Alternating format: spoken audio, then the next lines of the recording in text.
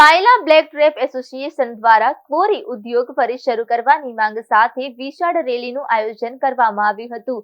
આ rally Sayla bridge પાસેથી પ્રસ્થાન કરી મામલતદાર કચેરી સુધી પહોંચી હતી, જ્યાં સરકાર સમક્ષ પોતાની માંગણીઓ રજૂ કરવામાં આવી હતી। રેલીમાં ક્વોરી ઉદ્યોગ સાથે સંકળાયેલા ડ્રાઈવરો, મજૂરો, વર્કરો, વેપારીઓ તેમજ ક્વોરી ધારકો મળી અંદાજે 3 થી 4 હજાર લોકો જોડાયા હતા। રેલી યોજવાનો મુખ્ય હેતુ સરકારના કડક નિયમો સામે અવાજ ઉઠાવવાનો અને છેલ્લા 13 દિવસથી ચાલી રહેલી ક્વોરી હડતાલ અંગે તાત્કાલિક નિર્ણય લેવડાવવાનો હતો। હડતાલને કારણે ડ્રાઈવરો અને મજૂરોને આર્થિક સંકટનો સામનો કરવો પડી રહ્યો છે। દૈનિક મજૂરી પર આધારિત પરિવારો માટે રોજગાર બંધ થવાથી મુશ્કેલી ભરી પરિસ્થિતિ ઊભી થઈ છે। 13 દિવસથી હડતાલ ચાલુ હોવા છતાં યોગ્ય નિર્ણય ન આવતા મજૂરો અને ડ્રાઈવરોમાં અસંતોષ ફેલાયો હતો, જેના પગલે આ રેલી યોજાઈ હતી। રેલીમાં ક્વોરી એસોસિએશનના પ્રમુખ તથા અન્ય આગેવાનો પણ હાજરી રહી સરકારને વહેલી તકે સકારાત્મક નિર્ણય લેવા અપીલ કરી હતી। આજરોજ ક્વોરી ઉદ્યોગ છેલ્લા 15 દિવસથી બંધ છે, ત્યારે આ ક્વોરી ઉદ્યોગ સાથે સંકળાયેલા અમારા ડ્રાઈવરો, અમારા મજૂરો અને ડ્રાઈવરો અને મજૂરો એ પણ અમારું અંગ છે, એટલે એ લોકોને રોજીરોટીનો પ્રશ્ન ઉપસ્થિત થયો છે। આજે 15 દિવસથી બધા ઘેરાઈ ગયા। આ ક્વોરી ઉદ્યોગનો પ્રશ્ન જો પતશે નહીં તો આ ક્વોરી ઉદ્યોગની પાછળ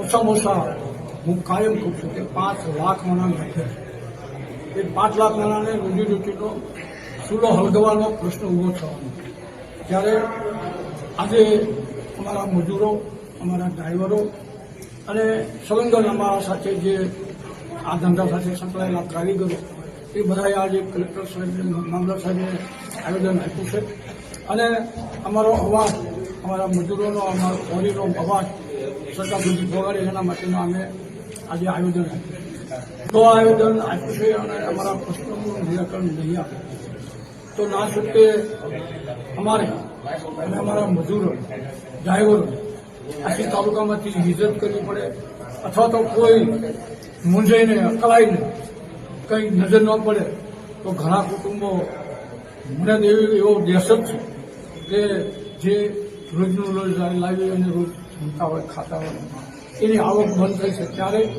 કોઈ અજુગતું પગલું ન ભરે એવી અમારી પ્રભુને પ્રાર્થના છે કે અમારા સાથે સંકળાયેલા કોઈ કુટુંબ, પરિવારનું અજુગતું ન બને, કોઈને આપઘાત કરવાનો પ્રયત્ન ન કરવો પડે અને સરકાર વિલંબ રીતે કે આ પ્રશ્નનું નિરાકરણ લાવે તો ઉદ્યોગ ધમધમતો થાય અને બધાને રોજીરોટી મળતી થાય। આગામી દિવસોમાં શું કાર્યવાહી? આગામી દિવસોમાં અમારું જે બ્લેક ટેપ ક્વોરી એસોસિએશન છે, અમારું ગુજરાતનું સંગઠન, સમગ્ર ગુજરાતનું સંગઠન છે અને અમે કાયમ આખું ગુજરાત અમારા પ્રશ્નોએ સાચી છે।